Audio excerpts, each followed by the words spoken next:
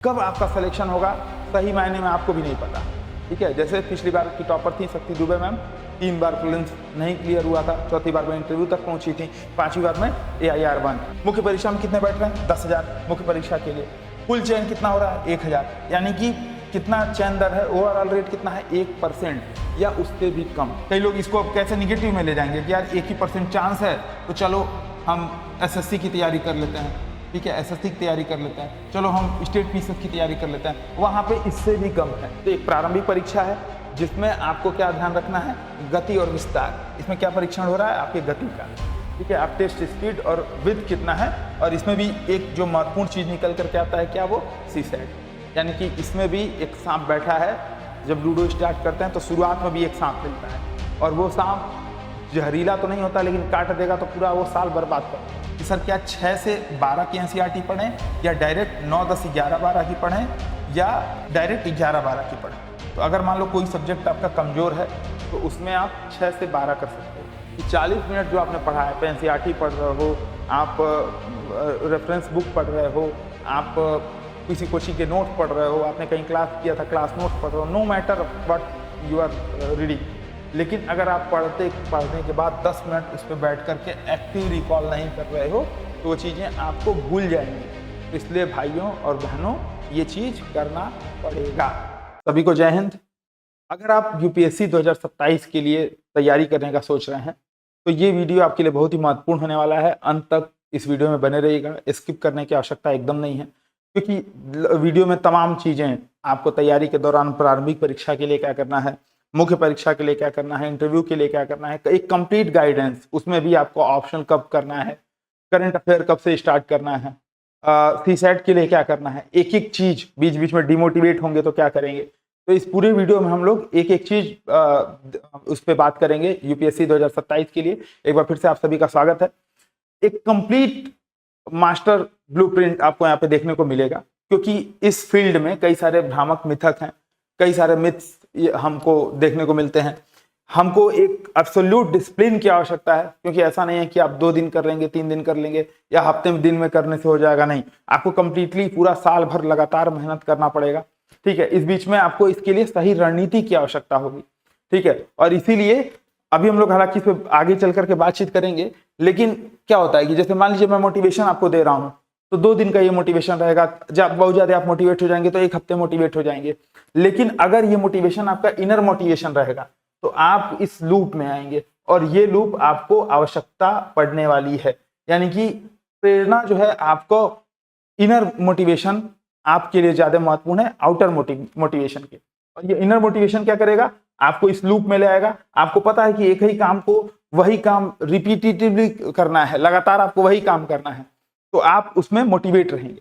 इस बीच में तमाम आपके ऊपर दबाव आएंगे, ना कहने की शक्ति, एक डिसिप्लिन की सील्ड अगर आपके साथ रहेगा तो आपके, चाहे आपके ऊपर दोस्तों का दबाव हो, पीयर ग्रुप्स का दबाव हो, या रिलेटिव्स के दबाव हो, सबसे आप बच करके निकलेंगे। तो डिटेल में बातचीत करते हैं, पहले स्टार्ट करते हैं पहले पॉइंट से। ठीक है, तो सबसे जो महत्वपूर्ण चीज है कि जब आप तैयारी करने जाते हैं, जैसे मान लो जब भी आप तैयारी करने जाओगे तो जाहिर सी बात है आप graduation first year, second year, कई लोग इंटर लेवल पे ही सोचते हैं। ठीक है, लेकिन 2027 की तैयारी इंटर लेवल के लिए, इंटर वालों के लिए नहीं है। आपको एटलीस्ट ग्रेजुएट होना पड़ेगा, या आप ग्रेजुएट अप ईयर में होगे या लास्ट ईयर में होगे, तब आप इसको दे सकते हो। तो अगर आप UPSC 2027 के लिए देख रहे हो तो एक हमारे मन में जो सबसे घातक गलतफहमी है वो क्या होती है? यूनिवर्सिटी एग्जामिनेशन को लेकर के जो हमारा माइंडसेट होता है ना, वो यूनिवर्सिटी एग्जामिनेशन के पॉइंट ऑफ व्यू से तैयार हो चुका होता है। क्यों? क्योंकि पहले हम बोर्ड परीक्षा देते हैं, हाई स्कूल, इंटर, बच्चे से बोला जाता है कि बस बेटा हाई स्कूल सही से कर लो, इसके बाद तो जिंदगी में ऐसी ऐसे। फिर बोला जाता है बेटा इंटर कर लो, इसके बाद तो जिंदगी में ऐसे ही ऐसे। इसके बाद फिर बोला जाता है बेटा बस ग्रेजुएशन कर लो, इसके बाद तो ऐसे ही ऐसे। फिर पता चलता है कि बेटा इस लूप में आने वाला है, तो फिर वो ऐस की तहस नहस हो जाता है। तो ऐसे में आपको अपने एप्टीट्यूड को बनाने के लिए सचेत रहना पड़ेगा। ठीक है, तो होता क्या है कि जैसे हम जब विश्वविद्यालय परीक्षा देते हैं तो दोनों के कोर गोल्स में, दोनों के स्केप और स्कोप में, दोनों की रणनीति में अंतर होता है। यूनिवर्सिटी की परीक्षा क्या होती है? चयन और मूल्यांकन वाली। अच्छा, इसमें ऐसा कोई फिक्स नहीं रहता है कि 100 बच्चे ही पास होंगे। जितने भी बच्चे 33% से अधिक नंबर ले आए सभी को पास कर दिया जाएगा। ठीक, तो ये यहाँ पे अलग होता है। जबकि UPSC में क्या होता है? निर्मम छटनी। वहां पे एक स्पेसिफिक नंबर ऑफ सीट रहेंगी, 100 सीट तो 100 ही सिलेक्शन, चाहे भले से टॉप कर जाओ, उसके बाद से कितना अच्छा नंबर लिया उससे मतलब नहीं है। यानी कि जब निर्मम छटनी हो रही है, जब आप अप्रत्याशित संरचना से गुजर रहे हो, अप्रत्याशित क्या है, प्रीलिम्स के लेवल पे अप्रत्याशित है, अनप्रेडिक्टेबल है, मेंस के लेवल पे अनप्रेडिक्टेबल है, और इंटरव्यू तो घोर अनप्रेडिक्टेबल है। तो ऐसे में जब आप अप्रत्याशित आर्किटेक्चर से गुजर रहे हो, अप्रत्याशित संरचना से गुजर रहे हो, तो आपको एक कंप्लीट स्ट्रेटजी की आवश्यकता पड़ेगी। क्यों? क्योंकि आप फिर रिस्क नहीं लोगे, अगर रिस्क लोगे तो फिर क्या होगा, आपका साल बर्बाद जाएगा।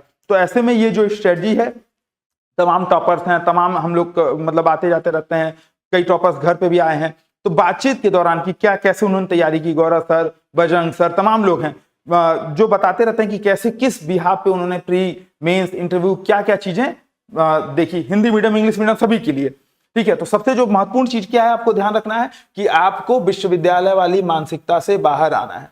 ठीक है, इसको इसलिए भी बोल रहा हूं क्योंकि आंसर राइटिंग में भी यही देखा जाता है। कई बच्चे 2027 के लिए तैयारी कर रहे हैं, सृजन में इनरोल हैं, और उत्तर लेखन कैसा करते हैं, केवल पन्ने भरने के लिए, यानी कि उनकी मानसिकता अभी भी कैसी है, विश्वविद्यालय वाली मानसिकता। तो उससे आपको बाहर निकलना है, आपको इलिमिनेशन से बचाव की टेक्निक्स पे काम करना है। ठीक है, अब बात होती है ये कैसे होगा, तो चलते हैं अगले स्लाइड पे। एक जो क्रूर सच्चाई है उसको मैं थोड़ा सा आपको दिखाने का प्रयास कर रहा हूं, क्योंकि ये भी जरूरी है, आप नहीं जानोगे। ठीक है, क्योंकि देखो सही सीधी सीधी बात तो ये है कि कब आपका सिलेक्शन होगा सही मायने में आपको भी नहीं पता। ठीक है, जैसे पिछली बार की टॉपर थी शक्ति दुबे मैम, 3 बार प्रीलिम्स नहीं क्लियर हुआ था, चौथी बार में इंटरव्यू तक पहुंची थी, 5वीं बार में AIR-1, तो उनको भी नहीं पता था। अगर वो दूसरी बार के बाद से ही वो अटेम्प्ट देना बंद कर देती, या तीसरी बार फेल होने के बाद से ही चौथा अटेम्प्ट दिया ही नहीं होता, या चौथे में इंटरव्यू पहुंचने के बाद से नहीं दिया होता, तो AIR-1 नहीं आ पाती। लेकिन उसके बावजूद वहां तक तो आपने सपना देख लिया, लेकिन एक कड़वी सच्चाई क्या है, लगभग 10 लाख प्लस आवेदक। अभी हम लोग इसको पिछली बार के डेटा के आधार पर भी देखेंगे, ये मोटी मोटा बता रहा हूं। मुख्य परीक्षा में कितने बैठ रहे हैं, 10,000 मुख्य परीक्षा के लिए। कुल चयन कितना हो रहा है, 1,000, यानी कि कितना चयन दर है, ओवरऑल रेट कितना है, 1% या उससे भी कम। ठीक है, 1% मान लेते हैं मोटी मोटा। इसमें भी अगर आप जनरल कैटेगरी के हैं तो आपको टॉप 72 में ही आना चाहिए, तभी आप IAS, कई लोग का सपना होता है IAS ही बनना। ठीक है, तो आप लोग में से किन किन लोग का सपना केवल IAS बनना है, एक बार कमेंट करके बताइएगा। तो 1% का जो इल्यूजन है यहाँ पे, 1% का जो मिथ यहाँ पे क्रिएट हो रहा है, वो क्या क्रिएट हो रहा है कि ये परीक्षा वो क्या बताता है, कई लोग इसको अब कैसे निगेटिव में ले जाएंगे कि यार 1% चांस है तो चलो हम SSC की तैयारी कर लेते हैं। ठीक है, SSC की तैयारी कर लेते हैं, चलो हम स्टेट पीसीएस की तैयारी कर लेते हैं, वहां पे इससे भी कम है। ठीक है, वहां पे इससे भी कम है। तो आपको बस क्या ध्यान रखना है कि ये परीक्षा बिल्कुल भी क्षमा नहीं करती। बिल्कुल भी क्षमा नहीं करने का क्या मतलब है कि आपने सोचा कि मुझे तैयारी करनी है और आप तैयारी में लग गए, लेकिन आप पढ़ाई नहीं कर रहे हो, आप पढ़ाई छोड़ करके सारी चीजें कर रहे हो, तो ऐसे में ये परीक्षा क्षमा नहीं करेगी। ऐसा नहीं होगा कि 25 मई की 24 मई की जगह 26 मई को पेपर हो जाएगा, टलने वाला नहीं है। तो सबसे महत्वपूर्ण चीज कि अगर आप डिसाइड कर रहे हो कि आपको इस परीक्षा में अपीयर होना है, तो ये आपकी रिस्पॉन्सिबिलिटी है कि आप इसके लिए मेहनत करो। आपकी जगह कोई और मेहनत करने नहीं आएगा। इस बीच ऐसा हो सकता है कि आपका दोस्त जा रहा है मनाली घूमने, और मनाली घूमने का वहां पे वीडियो फोटो लगा रहा है, वीडियो उसने फेसबुक पे अपलोड कर दी। अपने आप को कट आउट करना पड़ेगा, अपने सोशल जो दायरा है उसको सीमित करना पड़ेगा। ठीक है, अच्छा एक चीज और बात आती है कि औसत दर्जे के लिए कोई जगह नहीं है। ठीक है, जो मीडियोक्रिटी होती है, औसत दर्जे की बात होती है। अब इसका कोई मतलब क्या निकालेगा, सर मैं पढ़ाई में तृतीय रैंक मतलब 3rd डिवीजन पास होता हूँ, 2nd डिवीजन पास होता हूँ, क्या मेरे लिए यहाँ पे कोई जगह नहीं है?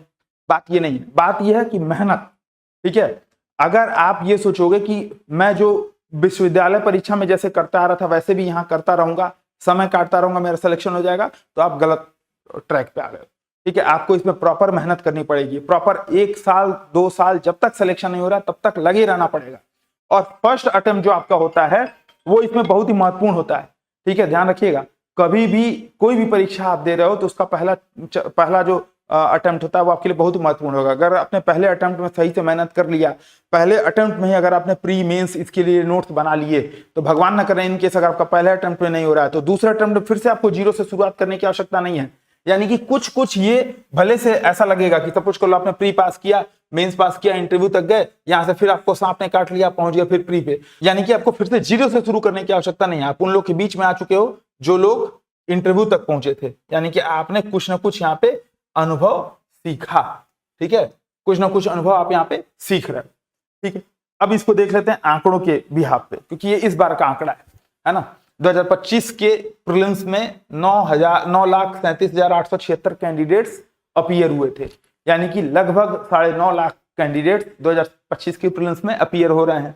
इसमें से 5,76,793 कैंडिडेट्स जो हैं एक्चुअली अपीयर होते हैं, जो 25 मई 2025 को हुआ था। यानी कि जिन्होंने फॉर्म भरा, लगभग इसमें 40 से 45% लोग प्रीलिम्स में ही अपीयर नहीं होते हैं।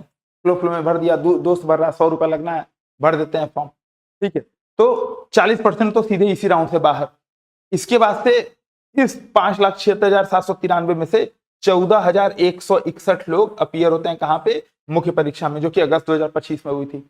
फिर इंटरव्यू में कितने पहुंचे, तो 2736 कैंडिडेट्स जो हैं शॉर्टलिस्टेड हैं पर्सनैलिटी टेस्ट के लिए, यानी कि लगभग 2.5 गुना जितना पोस्ट है उसका, लगभग 2.5 गुना नहीं 3 गुना मान लो, 9×3 = 27, 3 गुना, सॉरी 3 गुना लोग। और फाइनली 958 कैंडिडेट जो है वो रिकमेंड होते हैं वेरियस सिविल सर्विसेज के लिए, यानी कि वही 1% वाला। ये देखो, ये कीप है, इसमें लगभग 10 लाख लोग हैं जो फॉर्म भर रहे हैं, और विभिन्न प्रोसेस है कि 4 लाख लोग बाहर हो गए, सीधे पेपर ही देने नहीं आए। बाकी जो 5,76,000 में पेपर दिया था, उसमें से 14,000 कुछ लोगों ने मेंस मतलब प्री क्वालिफाई करके मेंस में लिखने गए। इस मेंस से क्वालिफाई करके 2736 लोग इंटरव्यू में गए, और फाइनली 958 लोग सेलेक्ट हुए।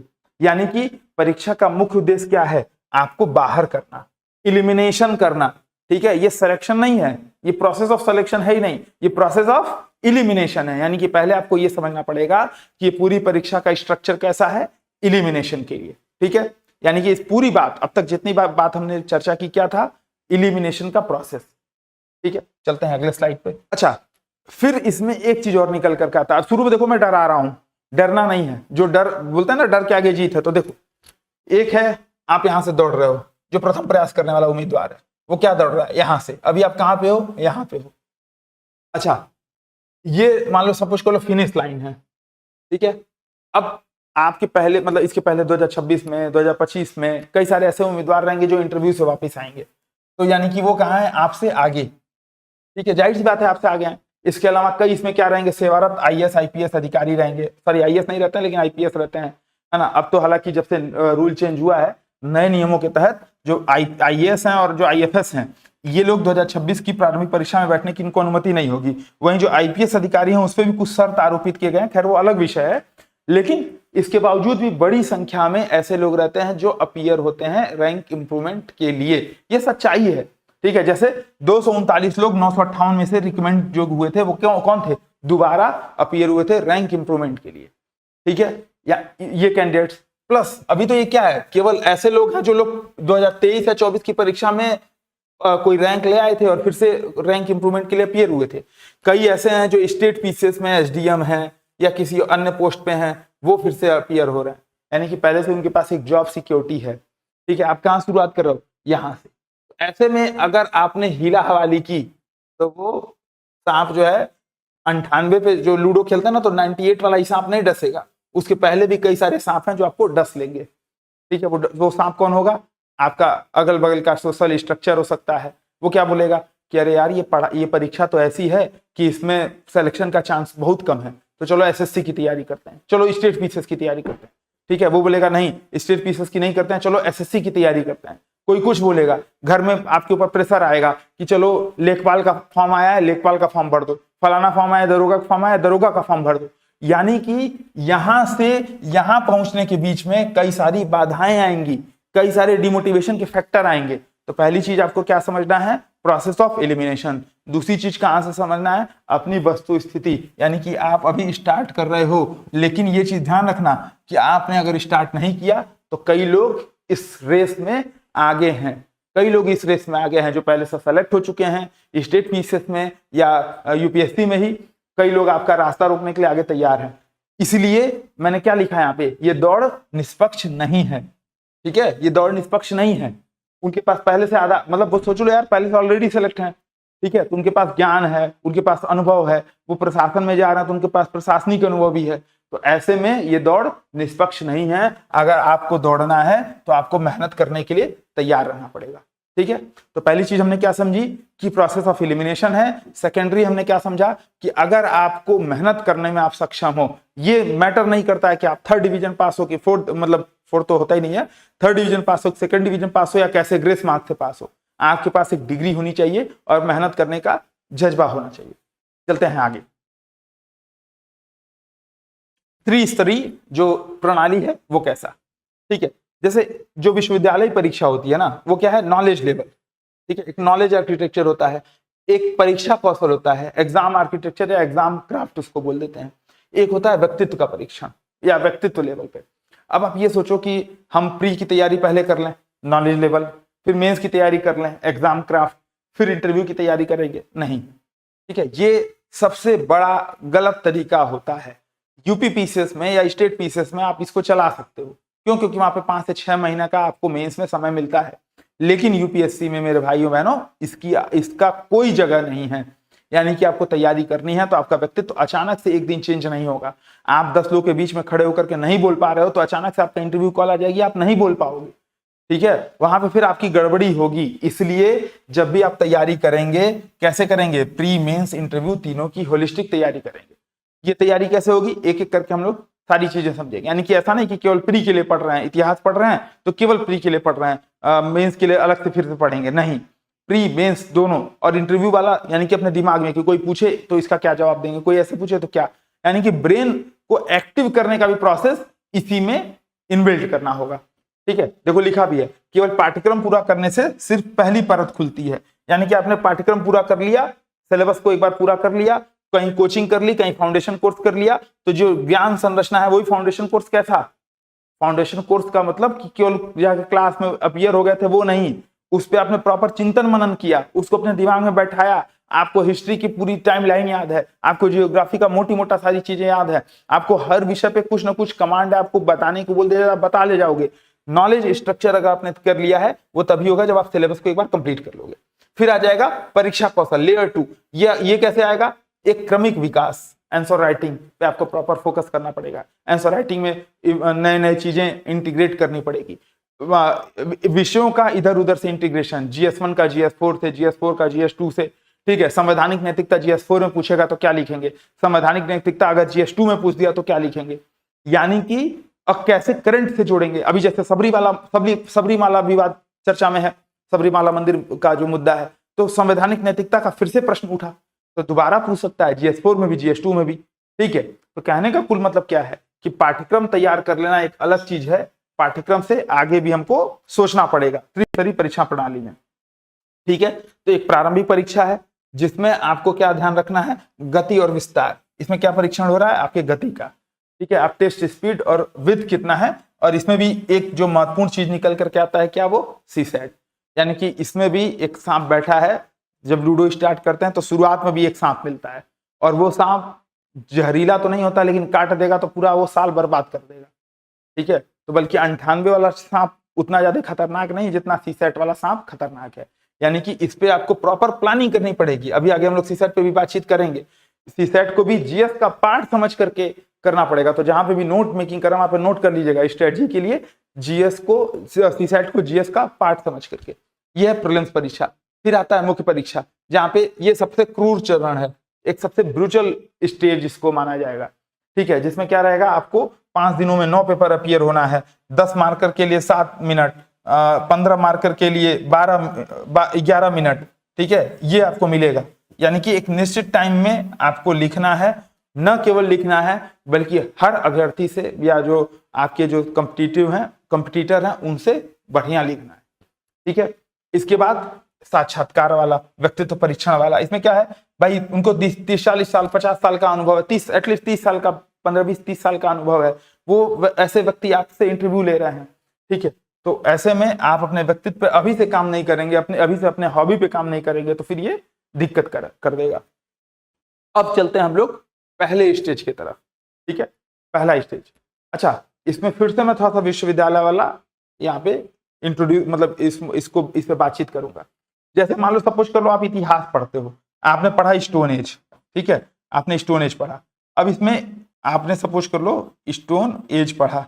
अब स्टोन एज में आपको क्या पता चला कि फैक्ट कि जो स्टोन की जो स्टोन हम लोग हथियार यूज करते थे, ठीक है, वो कैसे थे, शुरू में बड़े थे, फिर धीरे धीरे क्रमिक विकास हुआ, छोटे आए, पतले आए, है ना, फिर चला करके मारने वाले आए, यानी क्रमिक डेवलपमेंट आपको यहाँ पे देखने को मिलेगा। आपको कुछ फैक्ट पता चलेगा कि फलाने जगह हम लोग दक्षिण अफ्रीका से आए, ठीक है, फिर यहाँ पे हमको हथनौरा में मिला, यहाँ पे हमको कुपलूगल, पिकली, हल्ते, कलकोट्टा, भीमबेटका, लकड़ीडिया जैसी गुफाओं में चित्रकारी मिली। आपको कुछ फैक्ट पता चला, इस फैक्ट के आधार पे आपका कॉन्सेप्ट डेवलप होगा। कॉन्सेप्ट डेवलपमेंट का मतलब कि क्यों है, क्यों ऐसा हुआ, वहां पे क्यों उन्होंने चित्रकारी की, चित्रकारी करने के पीछे कारण क्या था, चित्रकारी की तो कौन कौन से रंगों का यूज किया, चित्रकारी की तो कौन कौन से विषय बनाए, ठीक है, तो क्यों है, यानी कि तथ्य क्या है और क्यों है, ये हम विश्वविद्यालय वाली परीक्षा में भी सीखते हैं, इसीलिए इसको यूनिवर्सिटी बाउंड्री कर लिख दिया गया है, ठीक है। यूपीएससी क्या है, इसके ऊपर का, यानी कि इसके अनुप्रयोग, ठीक है, ये न केवल आपको पता होना चाहिए बल्कि दोबारा ये फैक्ट आपको बेसिक पता है, इस फैक्ट के आधार पे क्या आप कुछ उत्तर लेखन कर सकते हैं, क्या आप कुछ नया सोच सकते हैं। जैसे हम लोग बार बार बोलते हैं ना कि पीवाईक्यू कर लो, पीवाईक्यू एक बार आपने कर लिया तो आपको सारा प्रश्न आपसे हो जाएगा मेंस में। उदाहरण के तौर पे जैसे मान लो पीवाईक्यू में आपने विजन द्रविड़ शैली, ठीक है, एक एग्जाम्पल के माध्यम से इसको समझा देते हैं और तो आपको और अच्छे समझ में आएगा, ठीक है। जैसे मान लो सपोज कर लो आपने फैक्ट पढ़ा द्रविड़ शैली, ठीक है, पीवाईक्यू किया और आपको द्रविड़ शैली समझ में आ गई कि क्या है। अब इसमें आपको 2-3-4 फैक्ट आ जाएंगे कि द्रविड़ शैली की जो मंदिर वास्तुकला है उसमें क्या होता है, चारों ओर से मंदिर घिरे रहते हैं, चारों बाउंड्री पे गोपुरम होते हैं, बीच बीच में आपको जलाशय मिलेगा, बीच में मुख्य देवता का मंदिर मिलेगा, अगल बगल उपदेवता का मंदिर मिलेगा, यहाँ पे जो गर्भगृह होगा, इधर बीच में गर्भगृह होगा, गलियारा होगा, फिर कई तरीके के भोग मंडप, यज्ञ मंडप, राग मंडप, फलाना मंडप वहां पे होंगे, ठीक है, फिर यहाँ पे या छेड़छिड़ियों की मूर्तियां होंगी, गोपुरम भी खूब अलंकृत होगा, ठीक है। आपको एक बेसिक आइडिया लग गया द्रविड़ वास्तुकला, ठीक है। अब क्यों हुआ, क्योंकि वहां पे इसके सामाजिक कारण, इसके आर्थिक कारण, इसके राजनीतिक कारण, वहां पे कहीं ना कहीं राजनीतिक पॉलिटिकल स्टेबिलिटी होगी, इकोनॉमी बहुत अच्छी होगी, तभी तो वहां मंदिर बन रहे हैं। फिर मंदिर शिक्षा के केंद्र होते थे, समाज पे क्या असर डालते थे, ठीक है, कौन कौन सी भूमि दान की प्रथा यहाँ पे देखने को मिलती है, ये आपको क्यों की अवधारणा आ गई। ये क्या है, विश्वविद्यालय थी। लेकिन यूपीएससी क्या है, इसके आगे।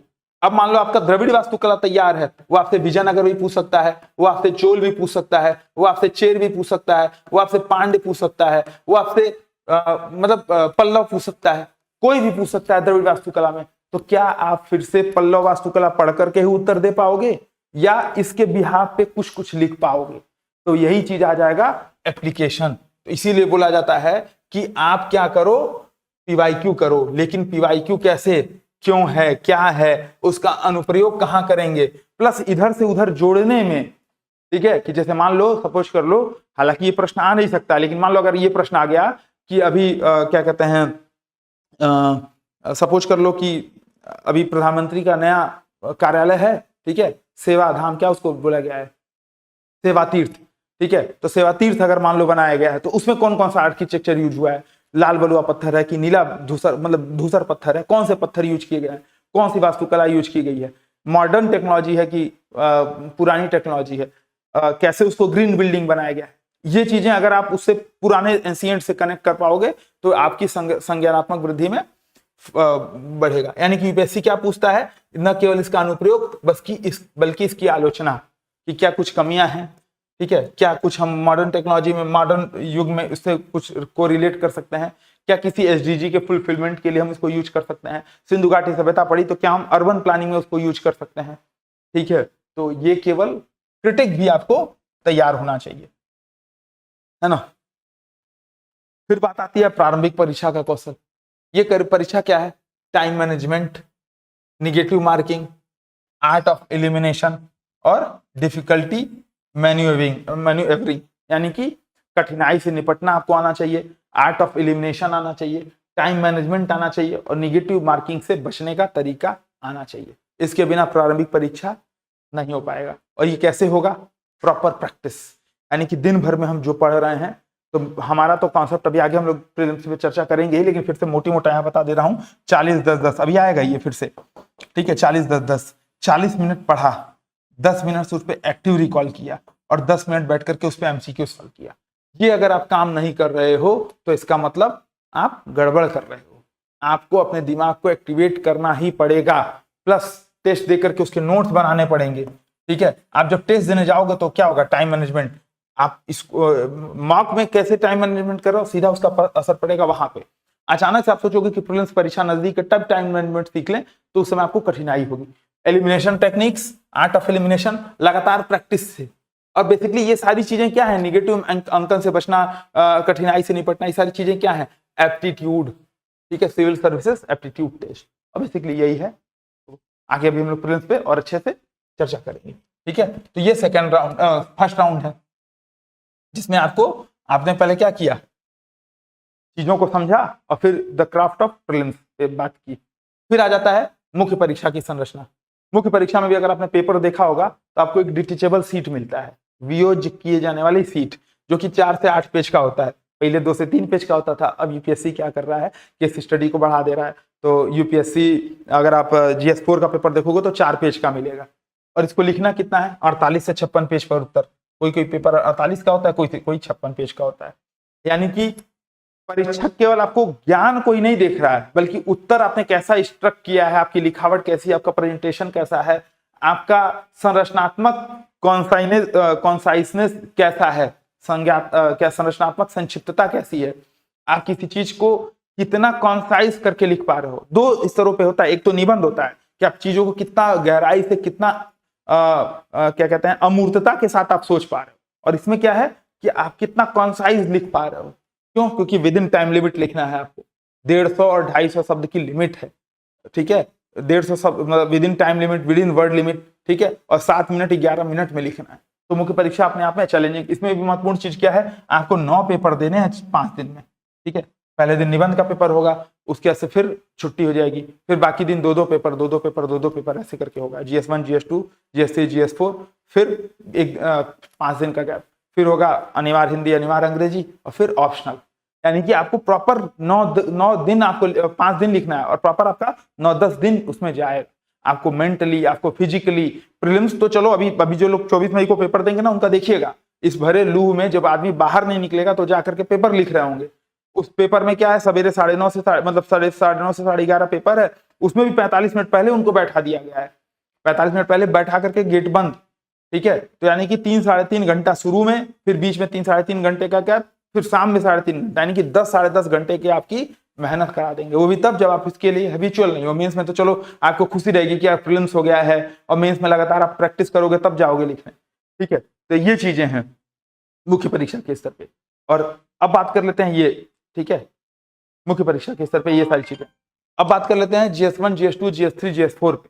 ठीक है, तो ये मोटी मोटा चाहो तो आप इसका स्क्रीनशॉट लेकर के रख सकते हो। GS1 में मोटी मोटा आपको हिस्ट्री पढ़नी है, सोसाइटी पढ़नी है, ज्योग्राफी पढ़नी है, ये चीज आपको पढ़नी है।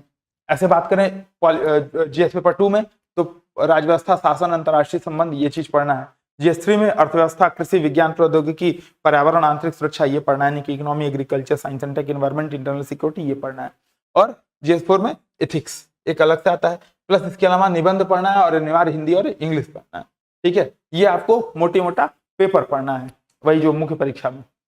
ठीक है, फिर आ जाएगा अंतिम चरण। अच्छा, इसमें यही क्यों रखा गया है, क्योंकि यही मेन है। इसके अलावा आपका ऑप्शनल भी है। ठीक है, इसमें ऑप्शनल प्लस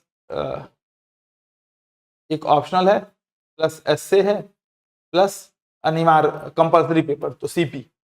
ठीक है, ये 3 आपके और हो जाएंगे, 9 पेपर होता है, वही इसको यहाँ पे लिखा गया है। आगे अभी हम लोग देखेंगे। ठीक है, अब बात आती है व्यक्तित्व का निर्माण।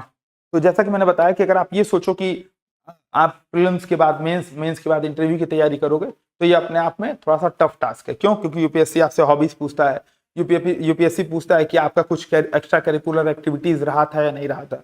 यूपीएससी आपसे पूछता है कि क्या आप किसी डिस्टिंग्विश पोजीशन पे स्कूल में, कॉलेज में रहे थे या नहीं रहे थे। तो नहीं रहे थे तो आपके व्यक्तित्व कैसे, क्या बताओगे वहां पे।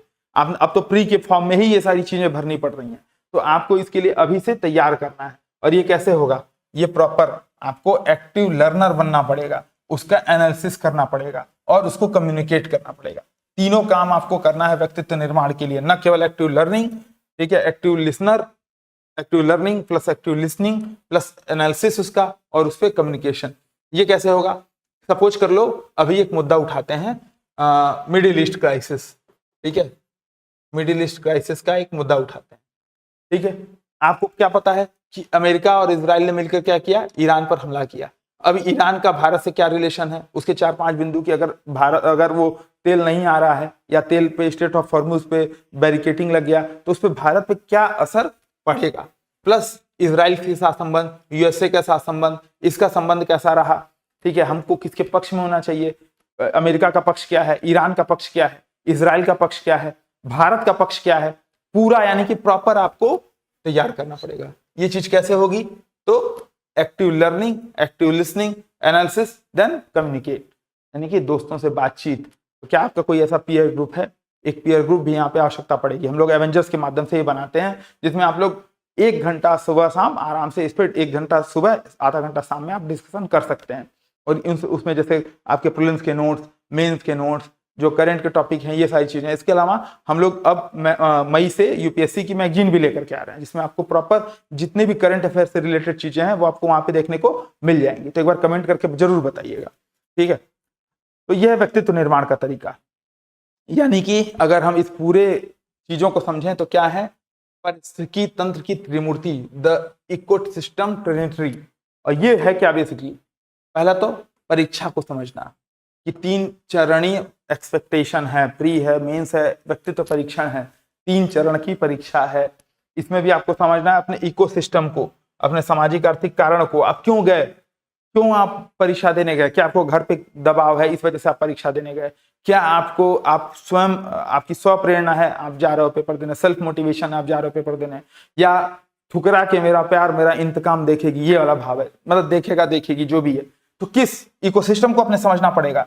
प्लस आप कितना प्रेशर दे सकते हो अपने पे। जैसे कई लोग इसमें यहीं पे कंफ्यूज होंगे कि सर क्या हमको बैकअप प्लान रखना चाहिए। तो मेरे हिसाब से शुरुआती दौर में बैकअप प्लान की आवश्यकता नहीं है। अगर आपका घर वाले सक्षम है, अगर आप पढ़ाई कर सकते हो तो शुरू में बैकअप प्लान की आवश्यकता नहीं है। लेकिन हाँ, आपको घर पे खाने पे ही नहीं है तो पहले जाहिर सी बात है कोई एक जॉब लो, फिर जाकर के इसकी तैयारी करो, क्योंकि इसमें भी आपको पता नहीं है कि आप किस स्टेज में जाकर के क्वालिफाई हो गए, किस साल जाके क्वालिफाई हो गए। जैसे गौरव सर का एग्जांपल ले लीजिए, 4थे अटेम्प्ट में जाकर के, शक्ति दुबे मैम कर लीजिए 5वें अटेम्प्ट में जाकर के सिलेक्शन हुआ।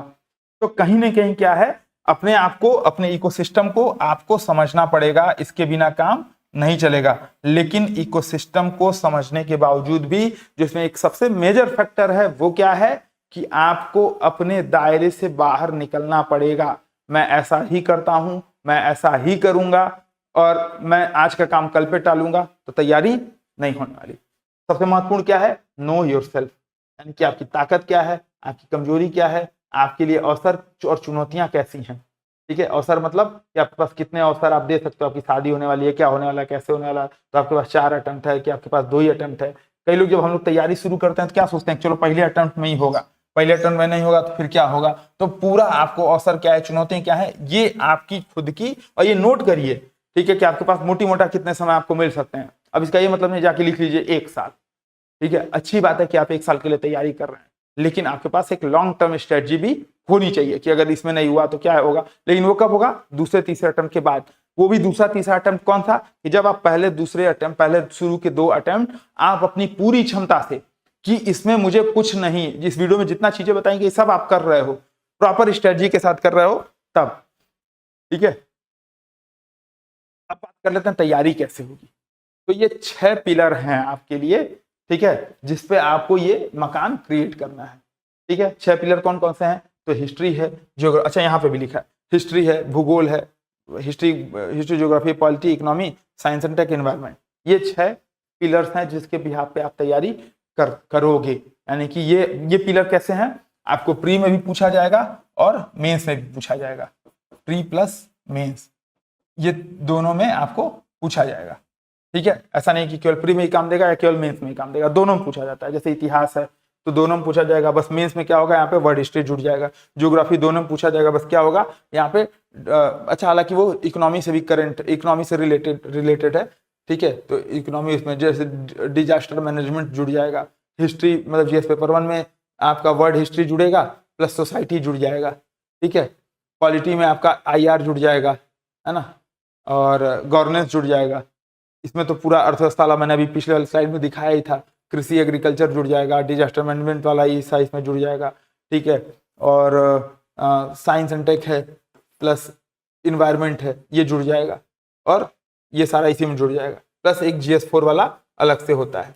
ठीक है, यानी कि अगर हम बात करें तो एक मेजर हिस्सा जो है आपके प्री और मेंस दोनों का, अगर स्पेसिफिक को हटा दिया जाए तो किस सब्जेक्ट्स में है, इन 6 सब्जेक्ट्स में, जिनको हम क्या बोल सकते हैं कि 6 बेसिक सब्जेक्ट्स आपको तैयारी स्टार्ट करनी है तो इन्हीं 6 सब्जेक्ट से। और कैसे करनी है तो कम से कम यही तरीका होगा। कई लोग क्या करते हैं, पहले कोचिंग ज्वाइन किया, फलाना कोचिंग बहुत बहुत बढ़िया कोचिंग है, गए पहले दिन क्या पढ़ लिया, इथिक्स पढ़ लिया। सर पहली क्लास इथिक्स की हुई, कुछ समझ में नहीं आया। नहीं समझ में आएगा जब तक आप इतिहास नहीं समझोगे, अपने भूगोल को नहीं समझोगे। भूगोल नहीं समझ में आएगा तो आपको पर्यावरण एनवायरनमेंट नहीं समझ में आएगा। ठीक है, फिर राजव्यवस्था समझ लो, फिर अर्थव्यवस्था समझ लो, सब साइंस एंड टेक समझो। यानी कि आपका तैयारी का तरीका होना चाहिए आदर्श तरीका कि सबसे पहले आप हिस्ट्री कर लो, सेकंड पे आप ज्योग्राफी कर लो, थर्ड पे आप इन्वायरमेंट कर लो, फोर्थ पे आप पॉलिटी कर लो, फिफ्थ पे आप इकोनॉमी कर लो और सिक्स पे आप साइंस एंड टेक कर लो।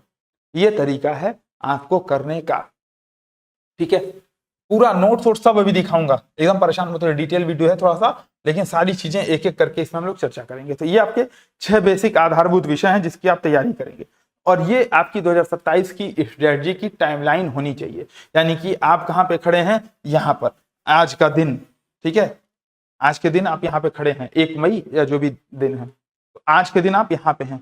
अब अगस्त 2026 यानी कि मई, जून, जुलाई और अगस्त, यानी कि 4 महीने। कितने महीने, 4 महीने हैं आपके पास। जब क्या करोगे आप अपने GS के कोर सब्जेक्ट यानी कि इस 6 विषय को इस 4 महीने में करोगे। ठीक है, करना कैसे प्रॉपर बताएंगे, ये आपकी स्ट्रेटजी होनी चाहिए।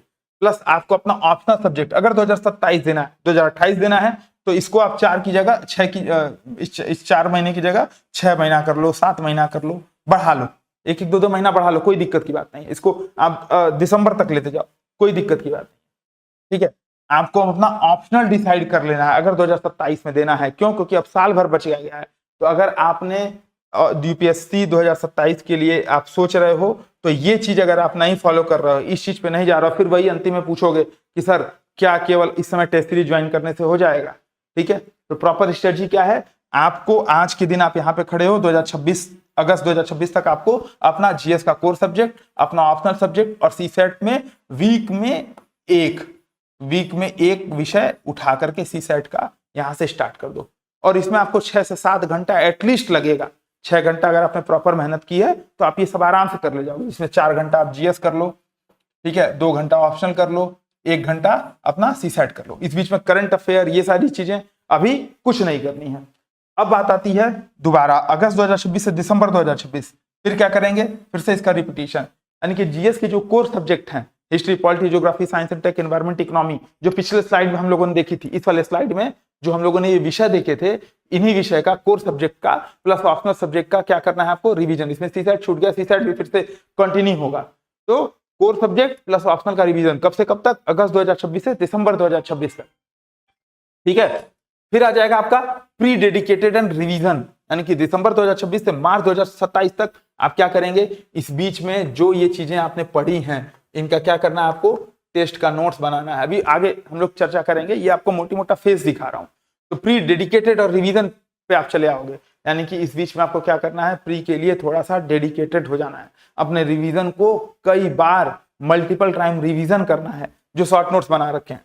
और अंत में क्या हो जाएगा आपका, मार्च 2027 से मई 2027 प्री फोकस्ड और रिवीजन और एग्जीक्यूशन प्लान, और फिर अंत में मई 2027 से अगस्त 2027 तक मेंस कंसोलिडेशन एंड रिवीजन, जो कि आप प्री के बाद मेंस पे ही काम करोगे। अच्छा, इस बीच में भगवान ना करें आपका सपोज कर लो प्री नहीं हुआ, तब भी क्या करोगे, अगस्त 2027 तक तब भी आप मेंस करोगे।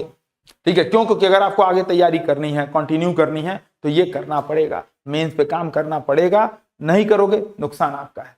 ठीक है, तो ये है। अब बात आती है तैयारी कैसे करें। ठीक है, प्री और मेंस की तैयारी, उस पर थोड़ा सा बातचीत करते हैं।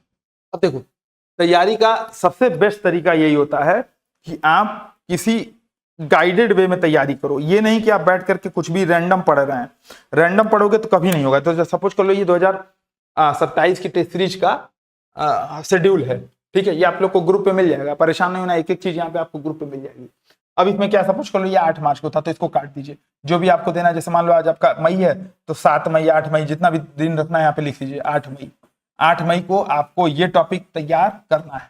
ठीक है, अब करना क्या है, किसी एक सोर्स से, अच्छा ये जो वीडियोस है, ये जो आपको पीडीएफ है, ये मिल जाएगा। ठीक है, इसको आप चाहेंगे तो एक एक हफ्ते में बांट करके धीरे धीरे तैयार कर सकते हैं, और चाहे तो आप हमारी टेस्ट सीरीज के माध्यम से जुड़ करके भी इसमें तैयारी कर सकते हैं।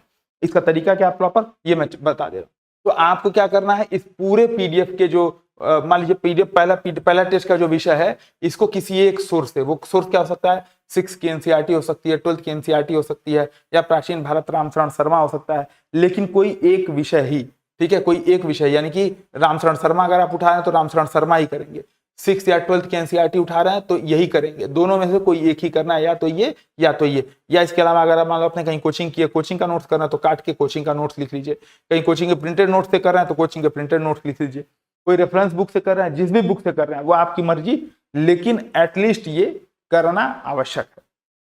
अब इसी में एक बात आती है कि सर हमको एनसीईआरटी करना चाहिए या नहीं करना चाहिए। तो अगर एनसीईआरटी करना है तो इसी के साथ आप एनसीईआरटी भी कर सकते हो। एनसीईआरटी करने के बाद टेस्ट वगैरह लगा करके तैयारी कर सकते हो।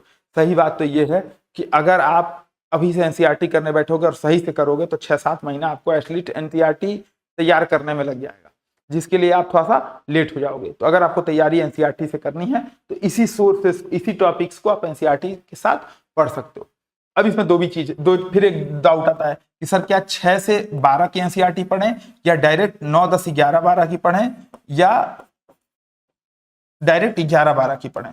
तो अगर मान लो कोई सब्जेक्ट आपका कमजोर है तो उसमें आप 6 से 12 कर सकते हो। ठीक ठाक है तो 9, 10, 11, 12 कर सकते हो, और बहुत अच्छा है तो केवल 11, 12 कर लो। ठीक है, तो ये आपका उत्तर हो जाएगा। डिटेल के लिए बाकी आप लोग कमेंट करिएगा तो एक बार बताऊंगा।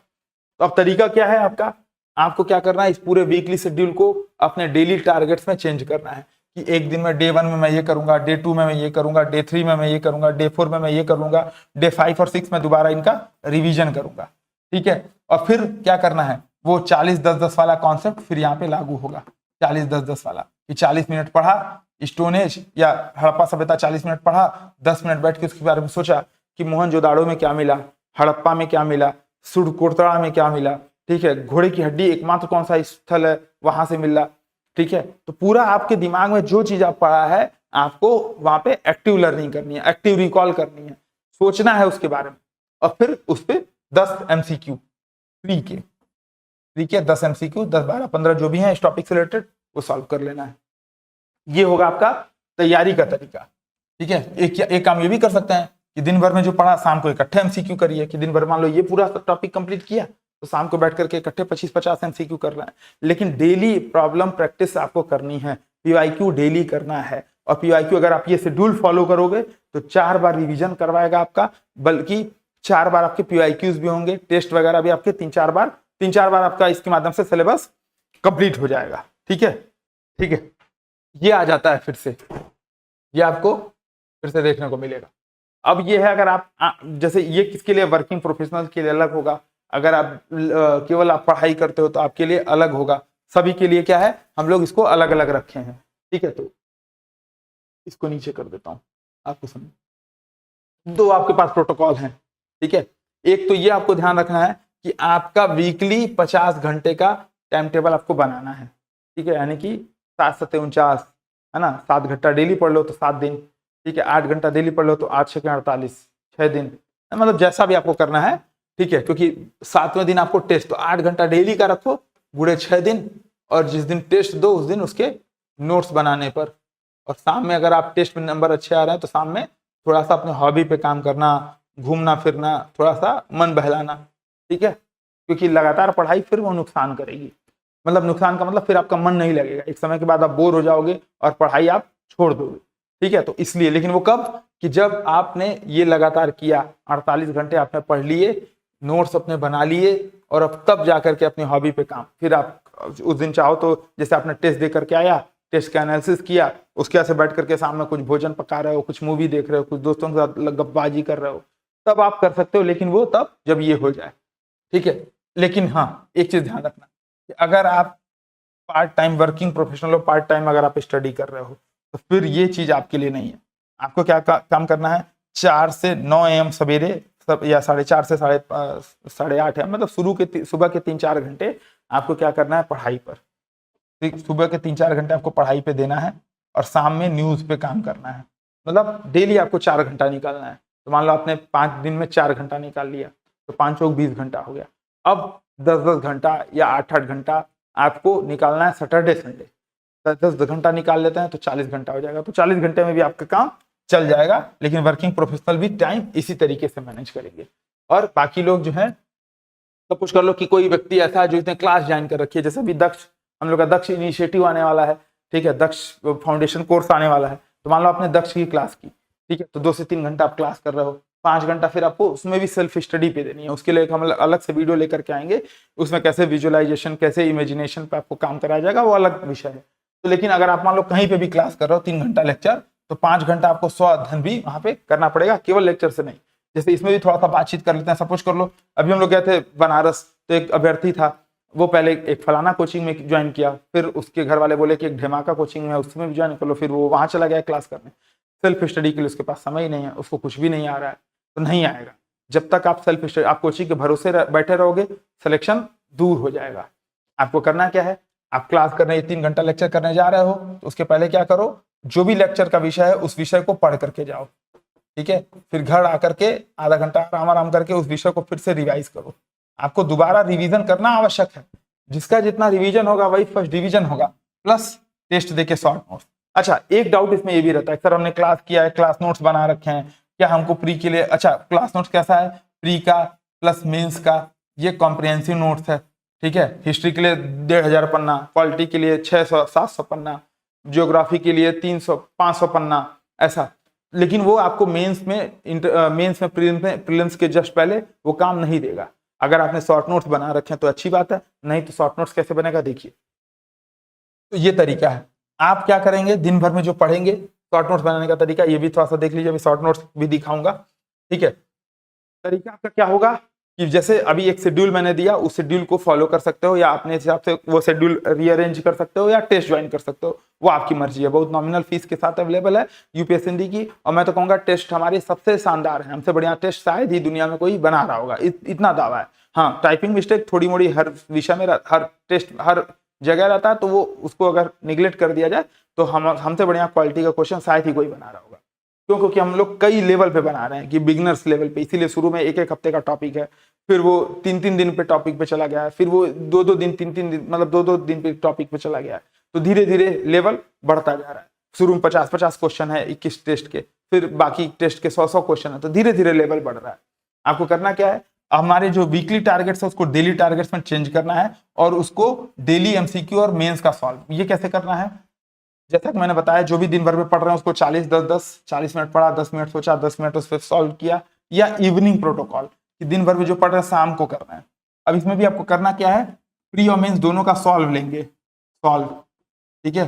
कि प्री का जो टॉपिक पढ़ रहे हैं, जैसे हिस्ट्री मान लो सिंधु घाटी सभ्यता पढ़ी प्री के लिए, और प्लस मेंस के लिए, तो मेंस के लिए क्या अलग से पढ़ेंगे, नहीं, प्री के लिए अलग से पढ़ेंगे, नहीं, प्री मेंस दोनों एक साथ चलेगा। अब प्री के लिए जो पढ़ रहे हैं इसमें आप क्या करेंगे, प्री के एमसीक्यू, मेंस के लिए जो पढ़ रहे हैं क्या करेंगे, मेंस के एमसीक्यू फर्स्ट राउंड में देखते चलेंगे, केवल आपको देखना है। अच्छा, ये प्रश्न आया है, इस प्रश्न का इंट्रो ये है, मेन बॉडी ये है, कंक्लूजन ये है, तो शानदार। अगर आपके पास कोई हो, यूपीएससी हिंदी के भी अवेलेबल है, 88 40 75 19 12 पे व्हाट्सएप करके आप डिटेल ले सकते हो। यूपीएससी यूपीपीसी दोनों का मेंस का सॉल्व अब अवेलेबल हो गया है, ठीक है।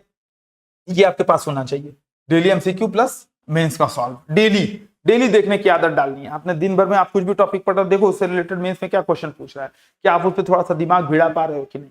इसके बाद क्या होगा, वीक में एक टेस्ट, ठीक है, प्रीलिम्स का एक टेस्ट देंगे, टेस्ट देके टेस्ट के नोट्स बनाएंगे, और नोट्स को रोज सवेरे रिवीजन करेंगे। ये अपने डेली प्रोटोकॉल में शामिल करना है, यानी कि अपना टाइम टेबल बनाएंगे। तो सुबह का टाइम टेबल क्या होगा, वो टेस्ट का शॉर्ट नोट्स का रिवीजन। टेस्ट का शॉर्ट नोट्स कैसे बनाएंगे, तो उस पर प्रॉपर देखिए वीडियो ये बना रखा है, ठीक है, प्रॉपर ऐसे बना रखा है। ये पता नहीं कैसा दिख रहा है कि नहीं दिख रहा है, लेकिन अच्छा ये सारी चीजें अवेलेबल भी हैं, ठीक है। तो एक जैसे वहां से काट करके ले आया, जैसे अंबुबाची मेला पे प्रश्न आया था, तो क्या लिखा, जो भी कीवर्ड्स हैं, पूर्व का महाकुंभ, कामाख्या देवी का रजो धर्म उत्सव, चैत्र यात्रा, केवल वही की पॉइंट्स, पूरा फलाना डेमा का उस बारे में नहीं लिखना है। चैत्र यात्रा, उड़ीसा के तारातरणी पहाड़ी मंदिर, ऋषिकुल्या नदी के तट पर ओली रुडे कछुआ का सबसे बड़ा प्रजनन स्थल है, तो जो मिला उसको नोट कर लिया। विशु, केरल में विष्णु जी और कृष्ण भगवान की पूजा, तो जो है वो लिख लिया। ठीक है, जैसे अनुच्छेद 350 बी राज्य पुनर्गठन आयोग की अनुशंसा के आधार पर 1956 में 7th कॉन्स्टिट्यूशनल अमेंडमेंट द्वारा जोड़ा गया भाषाई अल्पसंख्यकों हेतु विशेष अधिकारी की बात करता है। राष्ट्रपति द्वारा नियुक्त होता है। राष्ट्रपति के प्रतिवेदन पर आयोग की अनुशंसा पर चार राज्यों का वर्गीकरण खत्म कर दिया गया। तो ऐसा करके वो जो उस प्रश्न से रिलेटेड की पॉइंट्स है उसको हम लोगों ने वहां पे नोट कर रखा है। कुछ और भी नोट्स दिखा दे रहा हूं, ठीक है, पूरा कॉम्प्रिहेंसिव चीजें हो रही हैं इसमें, ठीक है। देखो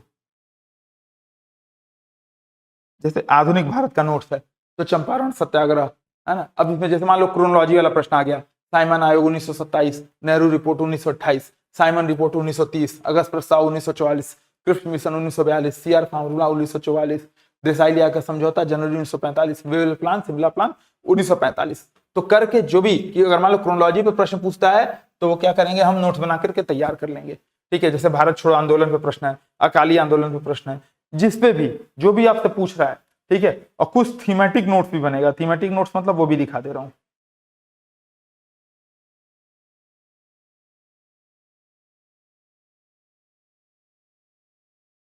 हाँ जैसे देखो विभिन्न कन्वेंशन क्या क्या, तो साइट्स हुए, तो साइट्स का एक थीम मतलब एक पर्यावरण का एक पन्ना 1.5 पन्ने का थीमेटिक नोट्स कि साइट्स, अब इसी में WWF, इसी में ट्रैफिक, जो जो है इससे रिलेटेड नोट कर लो, ठीक है। Convention on international trade and endangered species of wild fauna and flora, है ना, क्या क्या है। 73 में तैयार, 75 में लागू, वाशिंगटन कन्वेंशन के नाम से जाना जाता है। पक्षों पर बाध्यकारी है कानून रूप से, मुख्यालय जिनेवा में है, प्रशासन UNEP देखता है। तो जो की पॉइंट्स हैं एकदम शॉर्ट में उसको करना है, और बाकी इस पर डिटेल वीडियो मैंने अलग से बना रखा है, वीडियो बहुत लंबा हो जाएगा, ठीक है। साथ के साथ हमको मेंस के भी, अगर मान लो फर्स्ट राउंड जब ऑफ रीडिंग हो जाए तो मेंस के भी आपको नोट्स बनाते चलने कैसे, वो भी दिखा दे रहा हूं, ठीक है। जैसे देखो ये पेज का लेना है A4 साइज का पेज, और A4 साइज के पेज में देखो 1/4 पे, है ना, इस पूरे पन्ने पे देखोगे तो 4-5 टॉपिक हैं। इसको आपको 1/4 पे, ये जैसे मान लो सिंधु घाटी सभ्यता पे प्रश्न आया, मेंस का PYQ उठाया हमने। अब इंट्रो में क्या है, मेन बॉडी में क्या है, कंक्लूजन में। तो हालांकि एक और सर का नोट्स है, प्रेजेंटेशन थोड़ा सा क्या करिएगा, इतने में इंट्रो, इतने में मेन बॉडी, इतने में कंक्लूजन, यानी कि एक पेज का 1/4 हिस्सा। तो एक पेज लिया, यहाँ पे कहीं पेज है, रुकिए आपको दिखा देता हूँ।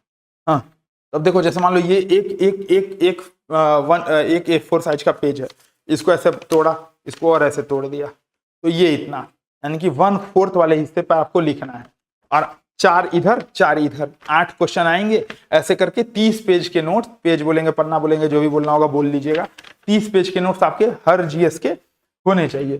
तो वही कुछ ऐसा। अब देखो क्या क्या लिखना है, लिखना कैसे वो था सा देख लो। जिस मान लो सिंधु घाटी सभ्यता पे एक प्रश्न आया, ठीक है। बाकी कुछ डाउट रहेगा तो एक बार कमेंट करिएगा, लेकिन ये पूरा कंप्लीट वीडियो आपको बहुत शानदार तरीके से बताएगा। तो 2500 से 1700 ईसा पूर्व भारतीय उपमहाद्वीप में अवस्थित कांस्य युगीन नगरीय सभ्यता, ठीक है। चाहिए तो यहाँ पे थोड़ा सा मैप बना करके, छोटा सा मैप बना लीजिए, दिखा दीजिए। ऊपर मांडा, इधर आलमगीरपुर, इधर दैमाबाद, इधर सुप्ता गेंडोर, बाउंड्री दिखा दिया। फिर क्या क्या, स्वच्छता निकास प्रणाली, नगर नियोजन, पृथककरण, कृषि, पशुपालन, मोहरे, वस्त्र, धर्म, मृद भांड, लिपि, व्यापार, मूर्ति कला का केंद्र, सार्वजनिक संरचनाएं। 13-14 पॉइंट्स आपने नोट कर लिए। अब जितना भी इसके बारे में थोड़े थोड़े छोटे छोटे पॉइंट्स, जैसे मोहरे तो सेल खड़ी ताम्र से निर्मित, पशुपालन ऊंट हाथी इत्यादि के बारे में, लिपि भाव चित्रात्मक लिपि थी, बुस्टोफेडन बोली जाती थी, मूर्ति कला कांसे की नर्तकी, बैल की ताम्र मूर्ति, लॉस्ट वैक्स तकनीक द्वारा धलाई, व्यापार वस्तु विनिमय प्रणाली, गाड़ी नौका इत्यादि के माध्यम से वस्त्र सौंदर्य प्रसाधन और आभूषण, सिंदूर काजल का प्रयोग होता था। धर्म, मातृ देवी, पशुपति, वृक्ष एवं पशुओं की पूजा होती थी। तो पूरा एक बार में आपने इसके बारे में लिख लिया। अब मेंस में कोई भी प्रश्न पूछेगा इसको भिड़ा देंगे, इस पे कमांड करना रहेगा, ठीक है। समझ में आया? तो प्री मेंस दोनों का। अच्छा, कई लोग अभी कंफ्यूज होंगे कि सर कैसे करना है, तो एक बार फिर से देख लो इस वाले में, ठीक है। जो हमारी टेस्ट सीरीज है ये 3 राउंड आपको कराएगी, 3 नहीं 4 राउंड कराएगी। एक तो क्या है, शुरू में 21 सब पार्ट टेस्ट है, तो ये आपका फर्स्ट राउंड ऑफ रीडिंग हो गया। इस दौरान आप प्री के क्वेश्चन सॉल्व करेंगे, मेंस के क्वेश्चन देखेंगे। सेकंड है आपका 9 मेन पार्ट टेस्ट। इस बीच में आप क्या करेंगे, नोट्स बनाएंगे प्री के भी और मेंस दोनों के। अच्छा, इसमें प्री के नोट्स बनेंगे प्लस मेंस के नोट्स, केवल मेंस के आपको सॉल्व देखने हैं। इसमें प्री मेंस दोनों के नोट्स बनेंगे और मेंस के वही जो तरीका बताया उस तरीके से मेंस के क्वेश्चन पीवाईक्यू के पहले पहले बेसिक आपको क्वेश्चन कर लेना है, फिर आएगा 9 अप्लाइड टेस्ट, फिर 9 रिवीजन टेस्ट, फिर हाँ तो फिर ये देखो 4 बार आपका सिलेबस पूरा इसके माध्यम से तैयार होगा। ठीक है, तो अब जब आपका ये हो चुका है, आपने फर्स्ट राउंड में किया तो प्री स्पेसिफिक सही से फोकस कर लिया, प्री मेंस दोनों सही से फोकस कर लिया, मेन पार्ट टेस्ट पे जाएंगे तो मेंस पे फोकस कर लिया, मेंस के शॉर्ट नोट्स उसी के साथ साथ बना लिया। ठीक है, और फिर जब रिवीजन और अप्लाइड टेस्ट में जाएंगे तो क्या करेंगे, इन दोनों को, ठीक है, अच्छा प्री के जो नोट बनाएंगे ऐसा थोड़ी मना कर देंगे नहीं नहीं नहीं ये प्री के लिए ही है, मेंस में उसके फैक्ट उसके डेटा फैक्ट मेंस में भी काम देगा। ठीक है, और ये अप्लाइड टेस्ट रिवीजन टेस्ट के दौरान क्या करना है, अपने मेंस के नोट्स को इनहेंस करना है। ठीक है, कैसे वो भी तरीका बता रहा हूं। ठीक है, तो ये हो गया, ये हो गया। हाँ, ये है साइंस ऑफ मेमोरी, ये थोड़ा सा देखिएगा।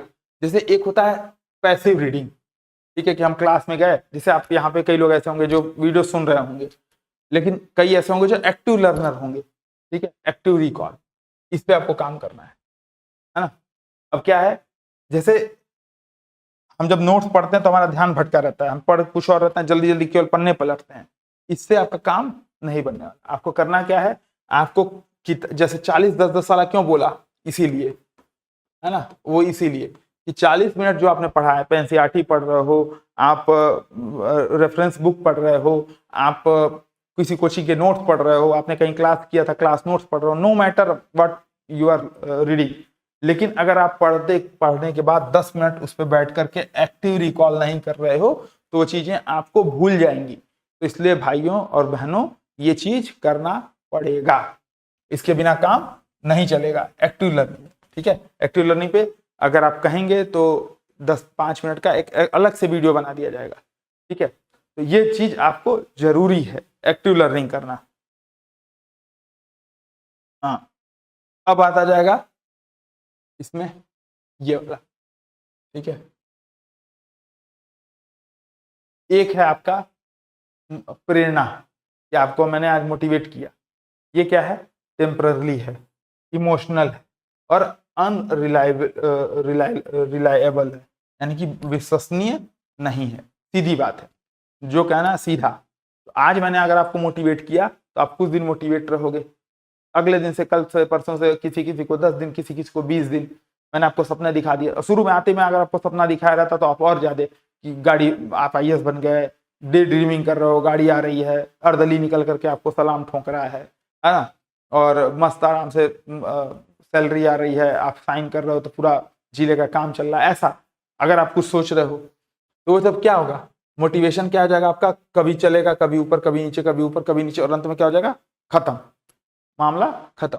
लेकिन अगर आप 8 घंटे बैठ पा रहे हो, मन हो या ना हो, सफलता का एकमात्र बढ़िया पैमाना यही है, डिसिप्लिन।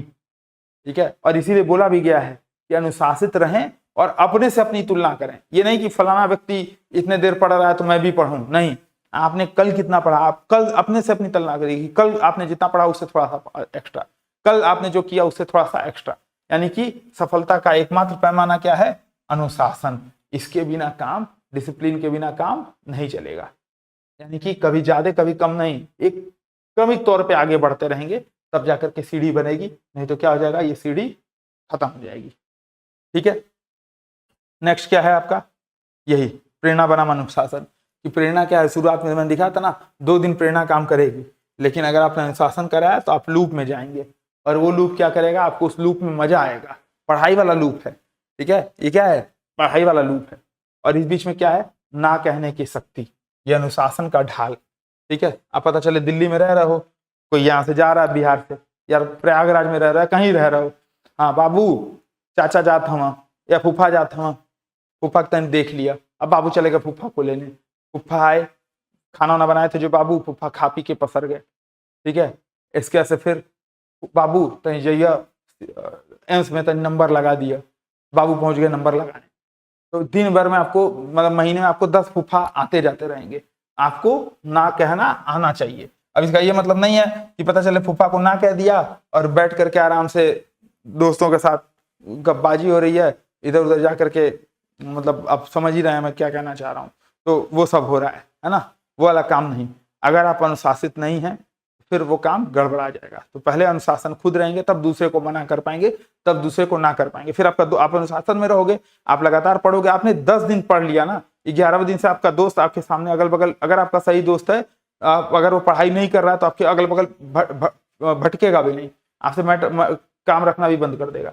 ऐसे ही रिलेटिव्स वाला भी जो मूव है, ये चीज आपको देखना है, ठीक है। इनकेस अगर आप घर पे रह के तैयारी कर रहे हो, रिलेटिव्स रोज बार बार आ रहे हैं, तो घर में एक कोना खोजो, ठीक है, जो आपको शांत रहे, आपको डायरेक्ट आपका इन्वॉल्वमेंट ना हो। आप चाहो तो मिलना मिल लो, नहीं मिलना चाहो तो काम खत्म। घर वाले आपके इतने कम से कम थोड़े से, जैसे हमारे यहाँ ये व्यवस्था थी, हमारे यहाँ गोलू छत पे रहते थे, और जब भी कोई उनको देखता था कि अरे गोलू तो छत पे हैं, तो अरे आज ही दिल्ली से आए हैं, अच्छा गोलू नहीं है, नहीं दिल्ली गए हैं, सीधी बात, नो बकवास। तो ये चीज आपको करना है, और ये ध्यान रखना है कि 1 वर्षीय निवेश को सुरक्षित रखने के लिए आपातकाल को छोड़ करके आपका दैनिक शेड्यूल चेंज नहीं होना चाहिए। तो इसके लिए आपको क्या करना है, अपना शेड्यूल बनाना है, और शेड्यूल पे नजर रखनी है कि वो चीज क्यों पूरा हुआ और क्यों पूरा नहीं हुआ। पूरा हुआ तो क्या कारण था कि पूरा हो गया, और पूरा नहीं हुआ तो क्या कारण है कि पूरा नहीं हुआ, ठीक है। तो एक मोटा शेड्यूल आपका ये रहेगा, ठीक है। तो ध्यान रखना है, ये आप हैं, ये परीक्षा है, और ये आपका सिस्टम है। आपको तमाम रूमर्स मिलेगा, हिंदी मीडियम का सिलेक्शन नहीं हो रहा है, ये हो गया, इंग्लिश मीडियम ही हावी हो गया। भाई पढ़ेगा ही नहीं हिंदी मीडियम, सिलेक्शन कहाँ से होगा?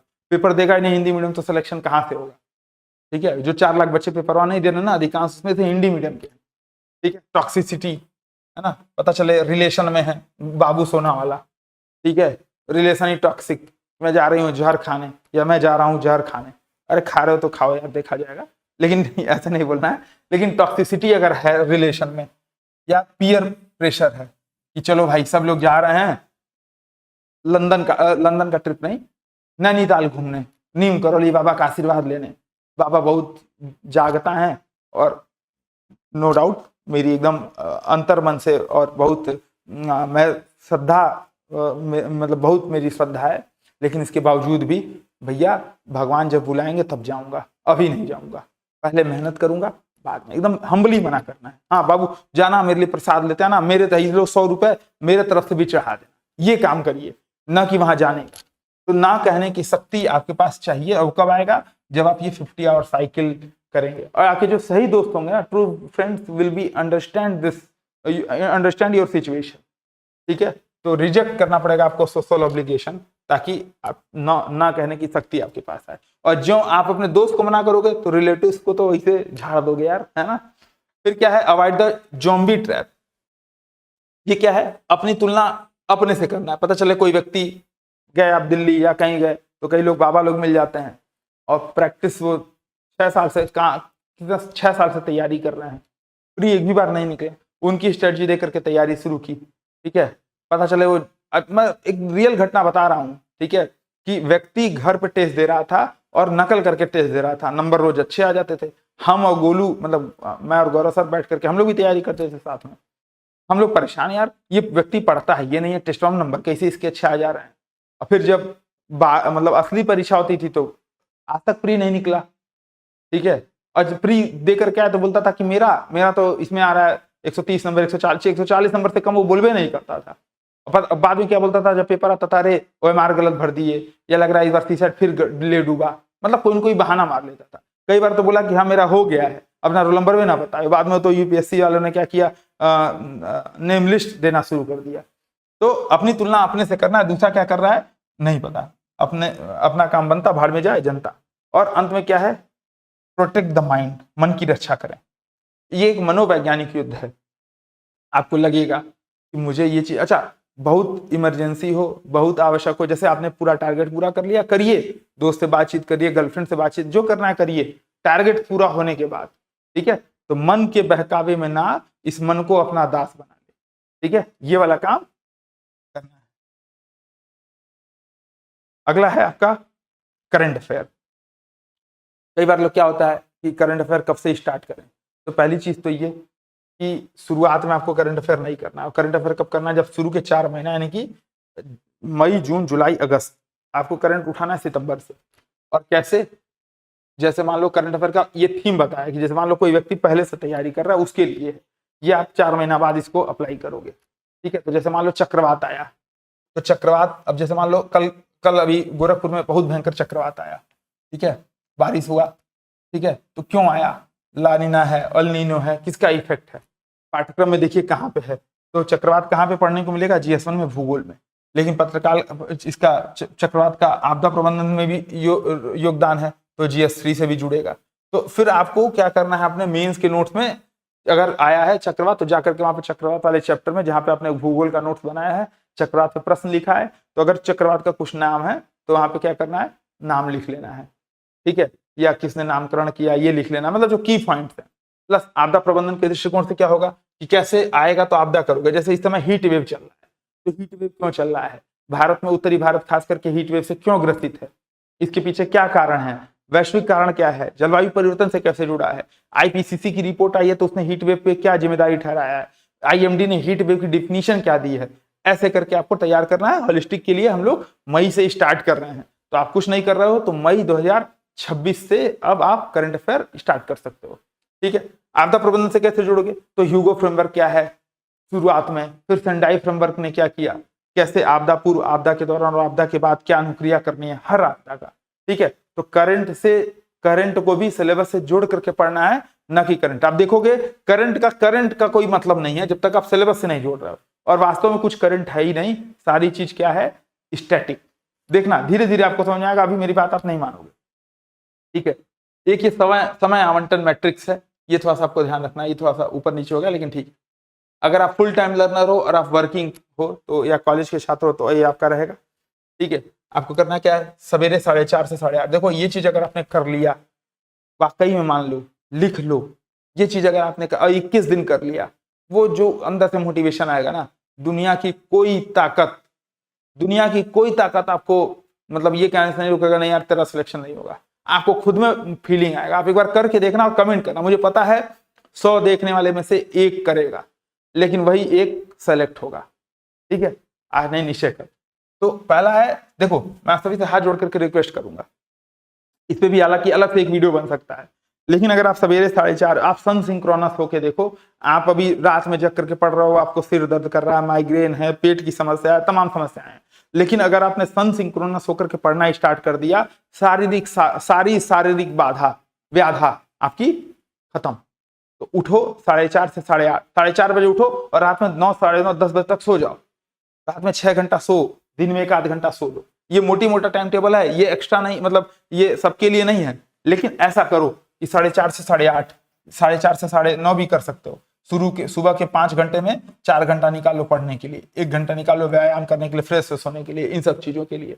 उसके बाद फिर 9 बजे सो जाओ, 9 से 10 सो जाओ 1 घंटा, 10 बजे उठो, एकदम फ्रेश होकर के नहा धो लो, ठीक है। नहा धो करके खाना वाना, मतलब कुकर में दाल भात चावल चढ़ा करके सो जाओ। 10 बजे उठो, नहा धो करके खा पी लो, है ना, खा पी के फिर सो जाओ। नहीं, 9, 10 फिर से सो लो, ठीक है। उसके बाद 10 बजे उठा, 10 बजे उठा, अपना काम दाम करते करते 11, 11:30 हो गया, या जो भी, मतलब जितना भी समय आपको हो रहा है, तो 11 से 12, 12 से 1, 11 से 1 के बीच में पढ़ लो। फिर 1 से 2 के बीच में कुछ खा पी करके सो जाओ, ठीक है। मतलब एक घंटे की 2 नैप लीजिए और रात में 6 घंटा सोइए। देखिए आपका पढ़ाई कैसे इफेक्टिवली होगा, ठीक है। न्यूज़पेपर और करंट अफेयर के लिए अभी शुरुआत में नहीं करना है, इसमें क्या करना है, अपने नोट्स बनाने हैं, ठीक है। ये नोट्स मेकिंग वाला इसी में इंक्लूड हो जाएगा, ये नोट्स रिवीजन हो जाएगा।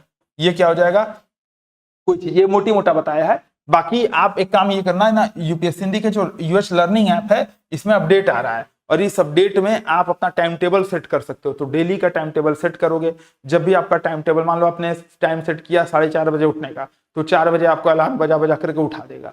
मान लो आपने सेट किया कि मुझे 9 बजे पढ़ना है, तो 9 बजे वो आपको अलार्म जगा करके 8:45 पे बोलेगा कि आपको 15 मिनट बाद ये पढ़ना है, ठीक है। तो यूपीएससी का जो लर्निंग ऐप है वो देखिएगा। ऐसे ही जो लोग वर्किंग हैं या कॉलेज छात्र हैं, वो कोशिश करें कि 5:30 से 7:30 के बीच में कुछ चीजें कर लें, पढ़ लें 2 घंटा, 2 घंटा रात में पढ़ लें, ठीक है। सवेरे मतलब ये सोचेंगे शाम को आके 4 घंटा पढ़ूंगा, तो थकने के बाद 4 घंटा पढ़ाई नहीं हो पाएगी। सवेरे मतलब आपको रखना है। एक बार टाइम टेबल पे आप लोग कमेंट करिएगा तो अलग से एक वीडियो बना दिया जाएगा, ठीक है। अब आता है उत्तर लिखने वाला, कई लोग इसमें परेशान होंगे कि आंसर राइटिंग कैसे करें। अब कई गलतियां क्या करते हैं कि पहले दिन जाते हैं और पहले दिन आंसर राइटिंग करने का प्रयास करते हैं, वो वहां पे थक जाते हैं। तो कैसे होगा, पहला आपका होगा फर्स्ट फेज, ठीक है, फर्स्ट फेज, ये है सेकंड फेज, ये है थर्ड फेज, और ये दोनों जो है आपके शुरू के 4-4 महीने चलेंगे वो टिल मेंस तक, ठीक है। कैसे होगा, पहले आपको सीन आंसर राइटिंग करनी है, यानी कि जब आप फर्स्ट राउंड ऑफ रीडिंग, ये जो सिलेबस का ये जो पॉइंट था ये देखो, ठीक है, इसमें जब आप ये 21 सब पार्ट टेस्ट कर रहे थे, ठीक है, तो इस दौरान आपको क्या करना है, सीन आंसर राइटिंग, ठीक है, कि देखा और देख करके आंसर राइटिंग किया। तो फर्स्ट स्टेप में भी फर्स्ट राउंड क्या होगा, सीन आंसर राइटिंग। फिर सेकंड, सीन आंसर राइटिंग का मतलब प्रॉपर एक पीवाईक्यू लो, सॉल्व पीवाईक्यू, और उसमें क्वेश्चन दिया गया है, उसके उत्तर को पढ़ो, दिमाग को भूलने तो थोड़ा, तुरंत उसका उत्तर लिखो। 10-5 मिनट पढ़ा, 10-5 मिनट भूला, और 10-5 मिनट बाद तुरंत उसका उत्तर लेखन कर रहा है, सीन आंसर राइटिंग। फिर होगा अनसीन आंसर राइटिंग, ठीक है, ये कैसे होगा, वही क्वेश्चन सवेरे पढ़ा शाम को लिखा, शाम में पढ़ा अगले दिन सवेरे लिखा, यानी कि दिमाग को भूलने का समय दो, ठीक है। सीन और अनसीन, यानी कि पहले ही दिन सोचोगे कि लिख लें तो बढ़िया उत्तर नहीं लिखाएगा। इसका एक काम और कर सकते हो, एक हमारा ध्रुव प्रोग्राम चलता है यूपीएससी के लिए, यूपीपीसीएस के लिए, दोनों के लिए। अगर सिलेबस मैच कर रहा है तो कई लोग इस बार यूकेपीसीएस भी निकाले हैं, एमपीपीसीएस के लिए भी कर रहे हैं, तो ध्रुव मतलब बहुत शानदार कोर्स है, तो ध्रुव से भी आप कर सकते हो। करना वही है, नोट्स मेकिंग पे फोकस। फर्स्ट राउंड में आपको नोट्स मेकिंग बना लेना है, जैसा वो बताया गया है अभी इसके पहले जैसा बताया हूँ, ठीक है। सेकंड राउंड ऑफ रीडिंग क्या होगा, फिर आप जाओगे, फर्स्ट राउंड जब आपने ये कंप्लीट कर लिया, फिर सेकंड राउंड में आप जाओगे डेली आंसर राइटिंग। इसमें भी कई लोग गलती क्या करते हैं, पार्ट टेस्ट ज्वाइन कर लेते हैं। शुरू में पार्ट टेस्ट ज्वाइन करोगे, टाइम बाउंड मैनर में नहीं लिख पाओगे, तो पहले 2 क्वेश्चन से आंसर राइटिंग, 2 क्वेश्चन से लिखने का तरीका और उस पर वैल्यू एडिशन करने का तरीका सीखो। और ये चरण क्या होगा आपका, नोट्स अपडेट का भी, यानी कि फर्स्ट चरण में जो आपने नोट्स बनाया था वो सेकंड चरण में अपडेट होगा। कैसे, कॉपियों के थ्रू। जैसे मान लो आपने सीजन ज्वाइन किया, अब 40 बच्चों का बैच है, तो खोजो कि कौन सा ऐसा बच्चा कि जो डेली उत्तर लेखन कर रहा है और बढ़िया उत्तर लेखन कर रहा है, उसकी आंसर राइटिंग से सीखो। इंट्रो में क्या लिखा, मेन बॉडी में क्या लिखा, कंक्लूजन में क्या लिखा, क्या वो अपडेशन कर रहा है, उससे आप सीख सकते हो, ठीक है। तो फर्स्ट राउंड क्या होगा, आपने नोट्स बनाया। सेकंड राउंड क्या होगा, सीजन जैसे डेली आंसर राइटिंग प्रोग्राम और नोट्स अपडेशन। और थर्ड राउंड क्या होगा, फिर within time limit part test और फुल टेस्ट और करंट अफेयर अपडेट। ये आपका हो जाएगा एक क्रमिक प्रोसेस आंसर राइटिंग डेवलपमेंट का, आंसर राइटिंग प्रोग्रेशन का, ठीक है। अंत में आ जाएगा एक आपका वैकल्पिक विषय, ठीक है, वैकल्पिक विषय कि कब लें, क्यों लें, जैसे हिंदी साहित्य के उदाहरण के माध्यम से हम समझेंगे, ठीक है। कि पहले तो आपको देखना है कि आपको रुचि है कि नहीं। रुचि है कि नहीं मतलब आपको कहानी में, कविताओं में, उपन्यास में आपको इंटरेस्ट आ रहा है कि नहीं। अगर इंटरेस्ट नहीं आ रहा है, आप बहुत ज्यादा मात्रात्मक त्रुटियां कर रहे हैं, तब हिंदी साहित्य लेने से बचिएगा। Plus educator access, mentor access, क्या आपके पास एजुकेटर मेंटर है। जैसे हिंदी साहित्य है तो हमारे पास फाउंडेशन कोर्स स्टार्ट है और मैं आपके लिए अवेलेबल हूँ, ठीक है, गौरव सर अवेलेबल है ना। तो कहने का कुल मतलब क्या है कि एजुकेटर एक्सेस आपके पास है कि नहीं, आसान बनाने वाले शिक्षक आपके पास हैं कि नहीं। हमने एकदम जीरो से ग्रास रूट लेवल के साथ स्टार्ट किया हिंदी साहित्य, ठीक। प्लस उसमें टेस्ट सीरीज है कि नहीं, टेस्ट सीरीज भी है, एजुकेटर भी हैं, और आपका अगर रुचि हो तो आप हिंदी साहित्य ले सकते हो, अदरवाइज आप अपना ऑप्शनल चूज करिए। आपको करना क्या है, इसमें भी 2027 और 28 वालों के लिए अलग अलग दृष्टिकोण रहेगा। 27 वाले क्या करेंगे, 26 के मेंस तक अपना ये करने का प्रयास करेंगे, पूरा ऑप्शनल खत्म। 28 वाले क्या करेंगे, वो दिसंबर जनवरी तक आराम से ऑप्शनल खत्म कर सकते हैं, ठीक है। तो ये हो जाएगा आपका ऑप्शनल का, वैकल्पिक विषय चयन का। एक आ जाता है सीसेट का। सीसेट में आपको क्या करना है, वो टाइप हो गया गलती से अगस्त के बाद शुरू, अभी से शुरू कर दीजिएगा, कोई दिक्कत नहीं है। एक आधा घंटा दीजिए डेली। करना क्या है, एक टॉपिक पकड़ना है पीवाईक्यू से, 7 दिनों तक उसी टॉपिक को करना है। अगर आपको जैसे 3 सेगमेंट आते हैं, मैथ आता है, रीजनिंग आता है और कॉम्प्रिहेंशन आता है, ठीक है, रीजनिंग, मैथ और कॉम्प्रिहेंशन। तो मैथ के लिए आप RS अग्रवाल ले सकते हो, बेसिक में एक आती है यूपीएससी, यूपीपीसीएस, बीपीएससी, फलाना दिमागा तिमाका पीसीएस, मतलब पूरा वो कॉम्पिटिटिव एग्जामिनेशन के, IBPS वाला नहीं, यूपीएससी यूपीपीसीएस ऐसा करके, ठीक है। तो उसमें मैथ वाला लेकर के एक टॉपिक एक वीक में स्टार्ट कर सकते हो। रीजनिंग और कॉम्प्रिहेंशन जब नोट्स बनाओगे वो सारी चीजों से भी तैयार होगा, प्लस पीवाईक्यू करोगे तो तैयार हो जाएगा। इसमें करना क्या, मैथ पे 7 दिन तक एक टॉपिक और उससे रिलेटेड प्रीवियस ईयर क्वेश्चन, और ChatGPT को दे दो, बोल दो कि इस पे नया क्वेश्चन बना के दे इस टॉपिक से, तो नया क्वेश्चन बना के देगा, उसको प्रैक्टिस करनी है। लेकिन सीसेट को प्रैक्टिस करना है, नहीं करेंगे फिर दिक्कत होगा। अगला क्या है आपका, हाँ ये लास्ट स्लाइड है, ये ध्यान रखिएगा। ये जो मोटिवेशन है, जैसे आप ट्रॉफी देख रहे हो, लवासना के वीडियोस देख रहे हो, कोट्स देख रहे हो, है ना, ये क्या है, प्रेरणा टेम्पररी है, लेकिन अगर आप डिसिप्लिन में रहोगे तो ये क्या है, आपके लिए स्थायी ईंधन के तौर पे काम करेगा। ये आपका फास्ट ब्रीडर रिएक्टर है, ये आपका क्या है, कोयला वाला रिएक्टर, कोयला विद्युत। अब आपकी मर्जी, आप कोयला विद्युत पे चलो या फास्ट ब्रीडर रिएक्टर बनाओ, ठीक है। बाकी आज सेशन यहीं पे समाप्त करते हैं। पूरा कंप्लीट गाइडेंस देने का प्रयास किया गया है। कुल कहने का मतलब ये है कि आपको ये समझना पड़ेगा कि यूपीएससी का एग्जामिनेशन विश्वविद्यालय वाली परीक्षा से अलग है। ये एक एलिमिनेशन का प्रोसेस है, इसमें प्री मेंस इंटरव्यू तीनों एक साथ आपके चलेंगे। प्री के लिए अभी आप 4 चरणीय 5 चरणीय रणनीति अपने बना सकते हैं, जिसमें आपका टारगेट ये होना चाहिए कि अगस्त 2026 तक आपका फर्स्ट राउंड, जिसमें आपके history, polity, geography, science and tech, environment, economy के सिलेबस आपके कंप्लीट हो जाए, जो कि प्री और मेंस दोनों में पूछा जाता है। साथ ही साथ आपका ऑप्शनल कंप्लीट हो जाए और आधा घंटा आप अगर समय बचे तो सी सेट पे दे पाए। ये काम, इस बीच में आपको करंट अफेयर नहीं पढ़ना है। जब सेकंड फेज होगा, सेकंड फेज रिवीजन का, तो फिर आप करंट अफेयर थोड़ा सा उसके साथ इंक्लूड कर सकते हैं। तो पूरा ये वीडियो आपको कैसा लगा एक बार कमेंट करके जरूर बताइएगा। मिलते हैं फिर नेक्स्ट वीडियोस में, तब तक के लिए जय हिंद। किसी भी प्रकार का डाउट हो कमेंट जरूर करिएगा, उस पर शॉर्ट वीडियो या लॉन्ग वीडियो भी अगर आवश्यकता पड़ेगी तो टीम बनाएगी या मैं बनाऊंगा। मिलते हैं नेक्स्ट वीडियोस में, तब तक के लिए जय हिंद।